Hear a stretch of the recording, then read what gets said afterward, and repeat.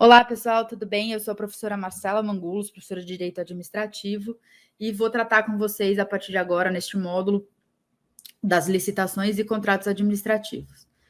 Qual que é a importância de licitações e contratos administrativos e por que a gente está fazendo um módulo em separado, um estudo separado? Bom, primeiro de tudo, e o mais óbvio, é porque é um tópico do seu edital. Imagino que todos os editais prevejam, nesse nível de exigência, prevejam licitações e contrato administrativo como um tópico bastante importante. E isso por quê? Porque licitações e contratos administrativos são instrumentos dentro do direito administrativo, e o direito administrativo é, para mim, um dos mais importantes para quem quer ser servidor público, e é isso que nós vamos alcançar aqui com o nosso estudo. Por que eu digo que o direito administrativo é um dos mais importantes, né? E aí, enfim, sendo candidato ao Ministério Público de São Paulo, por que não penal? Por que não processo penal? É obviamente que tudo isso é muito importante, mas o direito administrativo, ele é, na verdade, aquilo que os civilistas costumavam falar na nossa faculdade. Eu não sei se isso aconteceu com vocês, mas eu ouvia bastante dos meus professores de civil que o civil era o direito do dia a dia, era o direito do nosso cotidiano. E depois eu fui ver que isso não era, na verdade, bem a verdade, né? As brigas aí na maldade, né? As brigas entre vizinhos, enfim, as questões societárias profundas, eles não são o nosso dia a dia, são muito específicos. Mas é o nosso dia a dia ligar um interruptor, é o nosso dia a dia abrir uma torneira em casa e ver a água correndo, é o nosso dia a dia dar descarga, é o nosso dia a dia andar na rua, parar no semáforo, às vezes tomar uma multa de trânsito. Isso tudo é direito administrativo. Então, o direito do nosso dia a dia, o direito do nosso cotidiano, ele é o direito administrativo. A gente pisa no direito administrativo, a gente bebe o direito administrativo, né? Então, quando a gente dá a descarga, a gente está mexendo com o saneamento. Quando a gente liga a luz, a gente está trabalhando com as concessionárias de energia elétrica. E tudo isso é direito administrativo. Tudo está regulado pelo nosso direito administrativo. Essa, então, é a grande importância do direito administrativo para o nosso estudo. Ele é, né, nesse prisma, o nosso direito do dia a dia. Então, muitas vezes, o analista do Ministério Público, e é importante que ele conheça muito bem o direito administrativo, as questões de fundo que ele vai tratar, considerando que ele é um curador da lei e do interesse público, né, desse interesse difuso público, é justamente entender um pouquinho sobre direito administrativo, né? Conhecer as regras desse regime e entender basicamente como isso funciona, né? E justamente avaliar as atitudes dos administrados, dos políticos, enfim, de todos aqueles que estão subjúdice ali, né, do Ministério Público, com base nesse racional. Então, sem mais delongas, nós vamos falar aqui um pouquinho sobre licitações e contratos administrativos e tratar mais profundamente sobre esse tema. Eu fico à disposição, vocês fiquem à vontade se tiverem mais dúvidas, se tiverem pontos a discutir, em contatar o pessoal aqui do cursinho, que eles nos contatam diretamente, e eu estou efetivamente à disposição de vocês. Bom, vamos começar, né? Vamos entender sobre o que nós estamos falando, quem que é o objeto aqui do nosso estudo e por que tem um mapa do Brasil aí, professora, que eu já conheço, eu sou brasileiro, eu sei bem o que é o Brasil.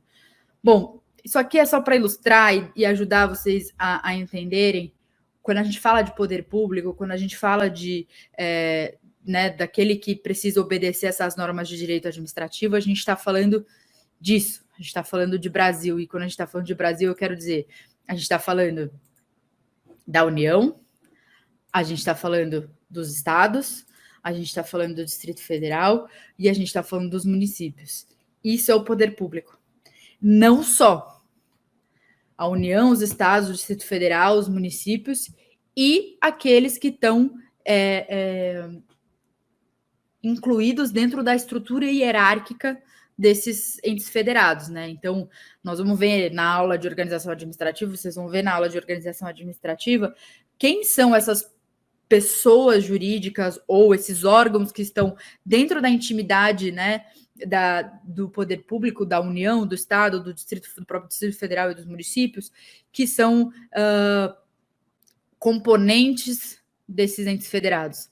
Mas aqui eu quis trazer um pouco a ideia da completude. Então, todos eles são poder público. Todos eles são importantes para que a gente conheça, para que a gente saiba que eles estão dentro do nosso conceito de poder público quando a gente está tratando aqui. Eles são o nosso objeto de estudo, eles são o objeto do direito administrativo, são também aqueles a que se submetem às regras de direito administrativo.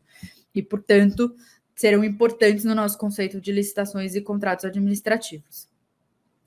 E como que o poder público ele atua, né? E a gente vai entender por que isso é importante. Bom, a gente tem 3 funções típicas de Estado, né? A legislativa, que vocês já estão cansados de saber, que é aquela que basicamente trata da inovação na ordem jurídica, né? A única que inova na ordem jurídica, através das leis, enfim, das normas conforme estabelecido na Constituição Federal, dentro de um regime, de um processo legislativo muito específico. A função jurisdicional, que é aquela que tem o poder de decidir com força de coisa julgada, né? Então, assim, falando aqui, obviamente, das funções típicas, né? O que não significa que o legislativo não julga, não significa que o jurisdicional não legisla de alguma forma, mas falando especificamente sobre funções típicas. E, por fim, a função executiva, né? Essa questão tripartite das funções do Estado, já bastante antiga e difundida, e que a gente vem aceitando, apesar de ter algumas discussões sobre outros poderes, né, ou outras funções dentro, como típicas de Estado, que não se encaixa muito propriamente dentro de uma dessas 3, mas nós vamos trabalhar com esse que é o conceito mais difundido, e a função executiva, eu trago para vocês o conceito do meu mestre, como vocês podem ver, o Celso Antônio Bandeira de Mello, que diz o seguinte: a função do Estado, de quem ele faça às vezes, que ele exerce numa intimidade, numa estrutura de regime hierárquico, e que no sistema constitucional brasileiro é caracterizado, né, pelo fato de desempenho dessa função por meio de comportamentos infralegais ou diretamente infraconstitucionais.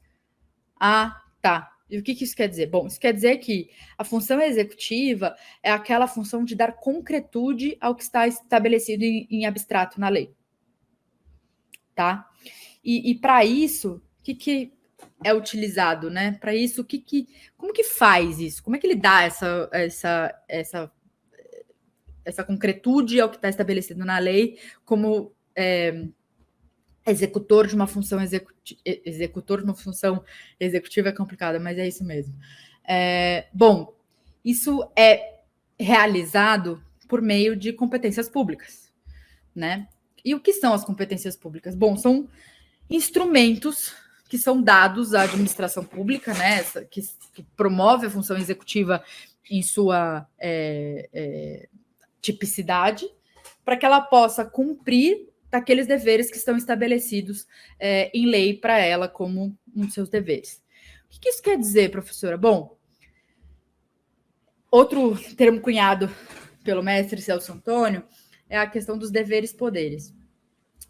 E por que isso é importante para fins de competências públicas? Bom, porque é o seguinte, vamos voltar lá atrás. Vamos entender como é que a gente chegou nessa estrutura e por que a gente chegou nessa estrutura. Nós temos um conhecimento geral de que o poder emana do povo, né? Inclusive, isso está na nossa Constituição Federal. E lá atrás, né, a gente estabeleceu uma primeira norma, né, o nosso contrato social, o nosso pacto social, de que a gente precisava, de alguma forma, ter todo um aparato, né, estrutural, governamental, que nos permitisse, enquanto povo, dividir tarefas para que a gente não vivesse num caos, certo? Então, a gente estabeleceu toda uma estrutura dentro, vamos pensar na realidade brasileira, toda uma estrutura dividida nessa lógica, né, de 3 funções ou 3 poderes, como vocês preferirem, e cada uma tem que ter os instrumentos.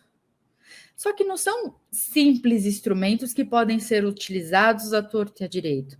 Na verdade, eu estabeleço em lei e na norma determinados deveres. E por que são deveres? Porque eles estão lá atuando em nosso nome. Então, nós, na condição de povo, por meio dos processos que escolhemos, né? Enfim, por meio de todos os instrumentos que são dados, por meio dos processos que foram escolhidos e as formas que a gente tem de se manifestar como povo em relação aos nossos interesses, estabelecemos em lei determinados deveres que queremos que sejam executados, que sejam cumpridos. E para isso, outorgamos determinados poderes, ou seja, demos instrumentos para que o poder público promova, né, execute esses deveres estabelecidos na lei ou na Constituição Federal diretamente. Então é por isso que o professor Celso Antônio fala em deveres poderes e não em poderes deveres, como era muito comum na doutrina. Porque a chave é, esses poderes, eles só podem ser utilizados se e quando forem para cumprir determinados deveres estabelecidos em lei ou na Constituição Federal. Não é sem limites, não é um cheque em branco dado ao poder executivo ou, enfim, a qualquer outro poder que esteja atuando na função executiva. Então, nas palavras do mestre, as competências públicas, elas são esse círculo que compreende um plexo de poderes, ou seja, um plexo de instrumentos que o exercício, né, demarcados por que são instrumentais, legalmente, ou seja, estabelecidos em lei. Esses poderes, eles não são quaisquer poderes. A administração pública não pode vir e utilizar de qualquer instrumento que ela bem entende. Ela tem limites estabelecidos em lei. Para quê? Para satisfazer interesses que sejam estabelecidos, deveres que são estabelecidos na forma de interesse público. Então, elas têm que ser exercidas dentro de um determinado limite, e o limite é interesse público. E o que é interesse público? De forma simples e sem querer aprofundar, porque nós não estamos aqui num curso de mestrado nem num curso de doutorado, mas a ideia é de interesse público que seja uma dimensão social daquilo que é o indivíduo como alguém que compõe a sociedade. Então, eu, Marcela, enquanto indivíduo, não tenho interesse algum em ser presa. Mas eu entendo que, enquanto uma integrante de um corpo social, é fundamental que existam as prisões e as leis penais e todo esse processo de prender as pessoas se essas normas forem infringidas. Então, o interesse público é aquela dimensão social dos interesses das pessoas enquanto integrantes de um corpo social, de uma sociedade. Então, este é o limite para o cumprimento dos deveres. Então, eu tenho estabelecido como um dever um interesse público, aquilo que eu estabeleci em lei, né? Esse interesse público ele é correlato a este dever de dar concretude pela administração pública, que está associado a determinados poderes estabelecidos em lei, ou seja, instrumentos regrados pela lei, com os limites estabelecidos na lei, para que a administração pública possa, utilizando-se de sua competência dada por nós, povo, através do regime previamente estabelecido na Constituição Federal, para que ela possa dar concretude à sua função executiva, ou seja, dar concretude àquilo que está estabelecido em lei, que foi definido assim pelo povo. Então, entendido, professora, a administração pública ela vem e ela tem uma função executiva, basicamente, né, de forma típica, de dar concretude à lei, e para isso ela estabelece eu estabeleço, né, como povo, como dono, né, do interesse público, como dono deste poder, eu estabeleço a ela alguns deveres que ela deve cumprir com base no interesse público e dou alguns instrumentos para que ela possa fazê-lo dentro das limitações estabelecidas também na lei, certo? Certo. Tá, mas quais são esses limites? Bom, do ponto de vista da atuação da administração pública e dessa interação entre a administração e o administrado, a gente fala que esses limites, eles são estabelecidos dentro de um regime jurídico, assim como todos os nossos institutos, né, dentro do direito, né? Então, o que é o regime jurídico? É o conjunto de regras e princípios que vai reger aquele determinado instituto. Então, o regime jurídico administrativo é o conjunto de princípios e regras que vai reger o exercício da função administrativa, que é a função executiva, né, que a gente está falando aqui. E todos os institutos a ela correlatos.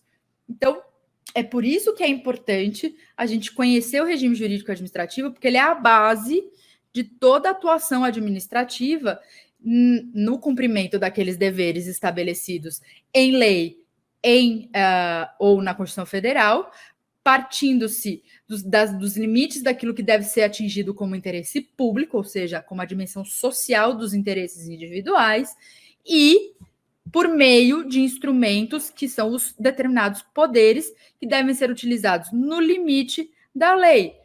Que lei é essa? É a lei que estabelece o regime jurídico administrativo, ou seja, que estabelece os limites, os princípios informadores, os guias de como a administração deve atuar, porque nem sempre é tão objetivo. Então, ela precisa de nortes, ela precisa de limitações, e é muito importante na atuação como um analista do MP, e aqui estou falando não só para a prova, mas também como servidor público, porque vocês vão chegar lá, entender isso. Então, fazer a análise daquele caso que chegar para você na condição de analista, com base nisso. O que autorizava o regime jurídico administrativo? Qual era o limite que aquele princípio, como norteador da atuação administrativa, permitia que aquele agente atuasse em sua função? Então, é muito importante essa base. O problema do direito administrativo, não é bem um problema, mas é uma dificuldade, diferentemente de outras matérias dentro do direito, é que a gente não tem regras codificadas, né? E a gente tem uma competência para legislar que é dividida muitas vezes entre os entes, né, federados, o que é muito natural, considerando que a gente tem um país enorme, que tem especificidades, né, em relação de norte a sul, e que devem ser, obviamente, levadas em conta. Talvez o regime jurídico ou a forma de contratação, vamos supor, do saneamento básico no norte do país deva ser diferente daquela que é no sul do país, por questões próprias daquela região. Então, essas diferenças, essas especificidades, essas mudanças, né, que a gente tem muito grandes e muito drásticas entre as diversas regiões do país, fazem com que seja necessário que a gente tenha muitas leis específicas em relação a temas iguais. É o que a gente vai falar um pouquinho sobre a licitação também, né, sobre essa questão da competência para legislar. Então, a codificação talvez seja interessante para algumas coisas, mas é natural que a gente tenha diversos diplomas normativos espalhados aí em relação ao direito administrativo por essa questão específica das competências de cada local. E, finalmente, professora, achei que era de licitação e contrato administrativo isso daqui, né? Que não era, enfim, sobre qualquer coisa. Tá. Você falou aí que tem interesse público, que tem dever-poder, que tem instrumento, que tem não sei o quê, que tem administração pública, que ela tem que dar concretude, que tem interesse público. O que tem a ver a licitação com isso? Por que tem o dever de licitar? De onde veio, gente, isso? Bom, o que é a licitação, né?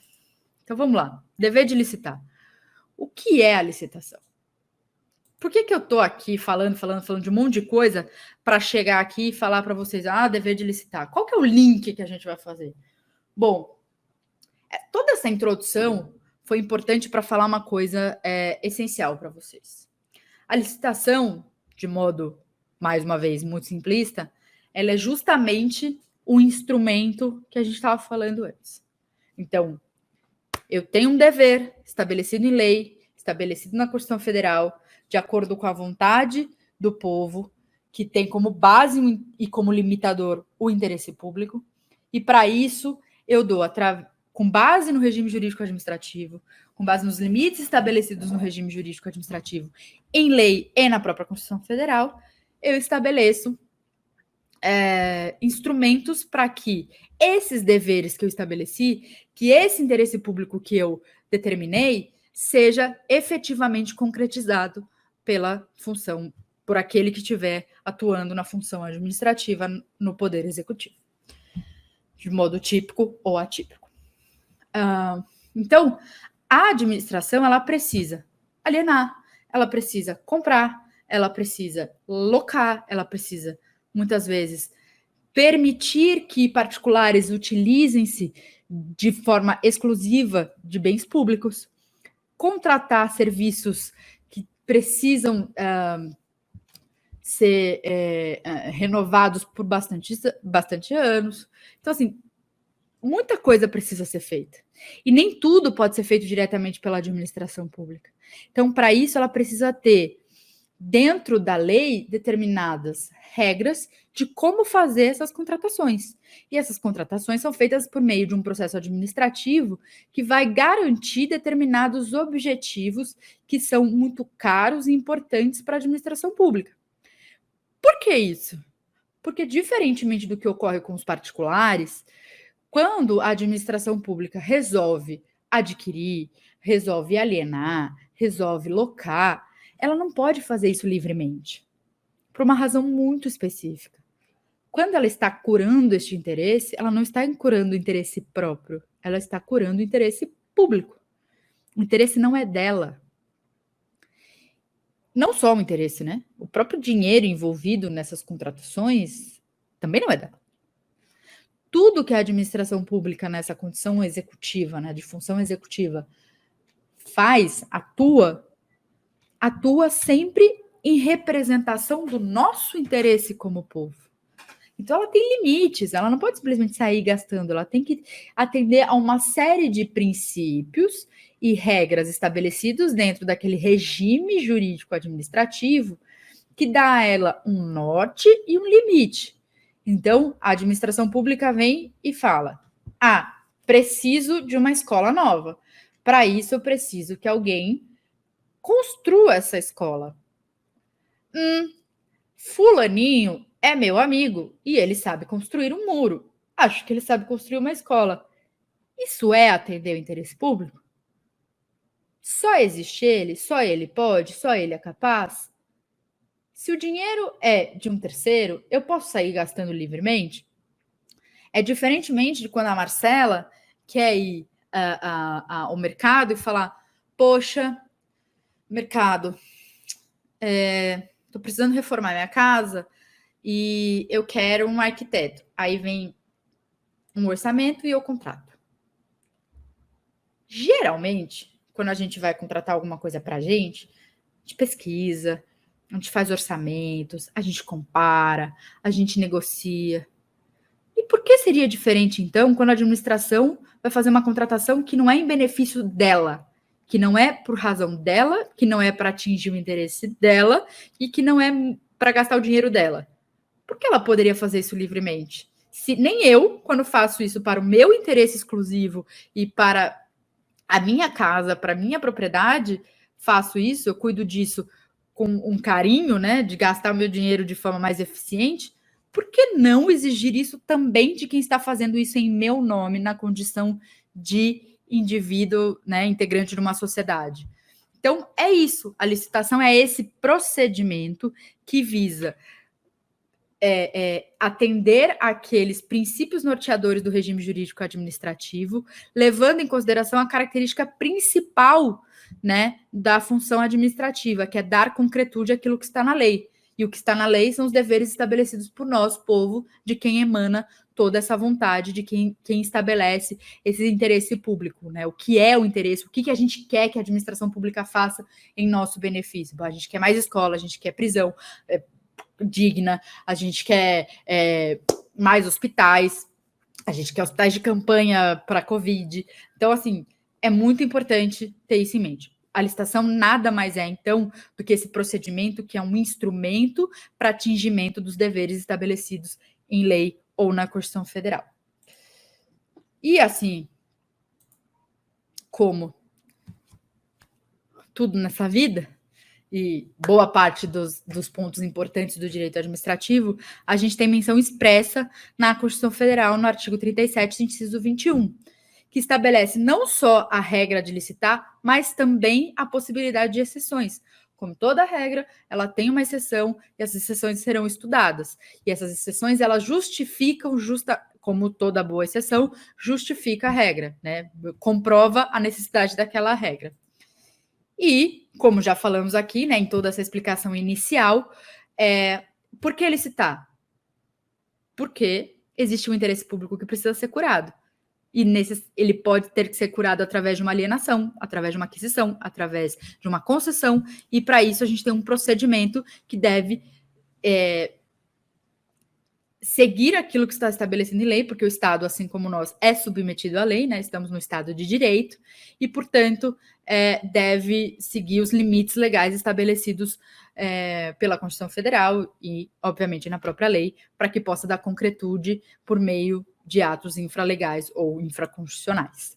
Então, esse primeiro tópico, essa primeira aula era justamente para introduzir o tema do dever de licitar, a importância da licitação e quem é ela na ordem do dia aí do direito administrativo e por que ela existe dentro da função administrativa.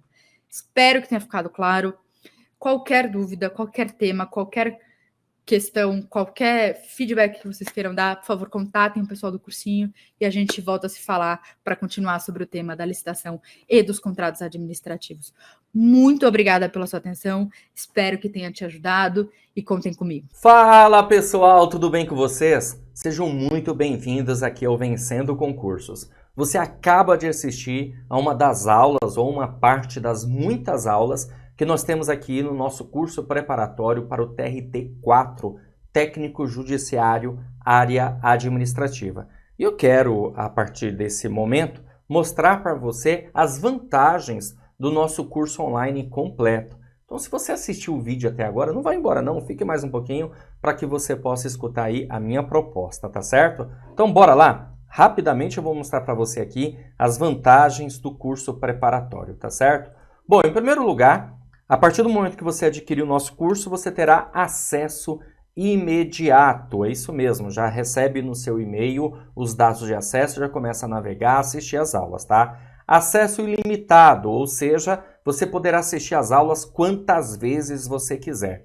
Você terá teoria e questões comentadas no curso, mais material em PDF. Então, nosso foco aqui são aulas em vídeo, tá certo? Teoria e questões comentadas, porém, você também tem um material em PDF, que são os slides que os professores utilizam em aula para você acompanhar da melhor maneira possível. E nós estamos já montando um caderno de questões, aliás, são vários cadernos de questões, porque são separados por matéria, são milhares de questões gabaritadas para você treinar. Qual que é o intuito disso? Você não sair daqui, você continuar conosco, ou seja, você vai ter as aulas, teoria, vai ter questões comentadas, vai ter o material em PDF aí de questões gabaritadas para você treinar e exercitar, porque isso é muito importante para o seu desenvolvimento, o seu desempenho ficar cada vez melhor, tá certo? Esses cadernos de questões são separados por matéria, então é como se fosse um grande simulado aí com milhares de questões para você treinar, certo?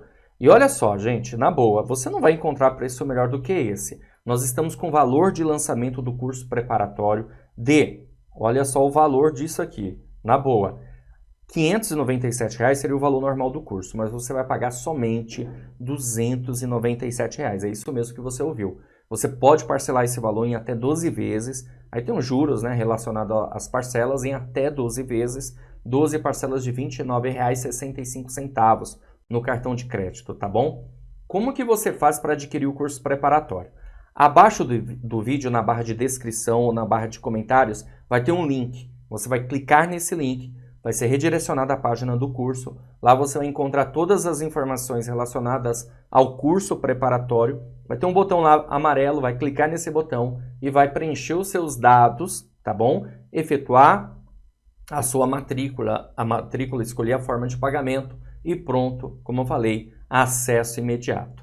Mas se mesmo assim, depois de tudo que eu já te expliquei, mais a página lá do curso, você ficar com alguma dúvida, não tem problema. Faz o seguinte, entre em contato conosco pelo WhatsApp para que possamos esclarecer todas as suas dúvidas. Tá aí o número, ó, 11 94783 8693. Estaremos à sua disposição para sanar todas as suas dúvidas relacionadas ao curso preparatório, tá certo?